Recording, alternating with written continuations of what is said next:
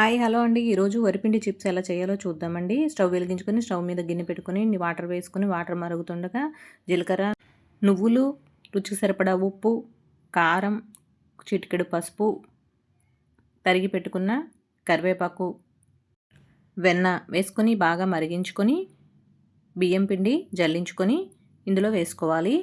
4 గ్లాసుల పిండికి 3 గ్లాసుల వాటర్ పడుతుంది. పిండి మొత్తం వేసుకొని కలుపుకొని స్టవ్ ఆఫ్ చేసుకొని 10 నిమిషాల పాటు మూత పెట్టి పక్కన పెట్టుకోవాలి.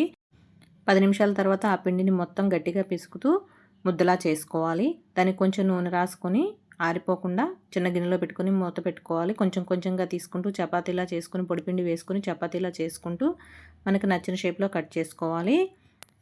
మనం చపాతీ చేస్తున్నప్పుడు చివరి ఎడ్జులు పగిలినట్లుగా వస్తాయి. ఆ చివర్లు కట్ చేసేసుకొని స్క్వేర్ షేప్లో ఇప్పుడు మనకు నచ్చిన షేప్లో కట్ చేసుకోవచ్చు. ఇలా కట్ చేసుకున్నవన్నీ కూడాను ఒక ప్లేట్లోకి తీసుకొని ఇప్పుడు స్టవ్ వెలిగించి కళాయి పెట్టుకొని నూనె వేసుకొని డీప్ ఫ్రైకి సరిపడా నూనె వేసుకొని మనం చేసి పెట్టుకున్న చిప్స్ అన్ని నూనెలో వేసుకొని వేయించుకోవాలి.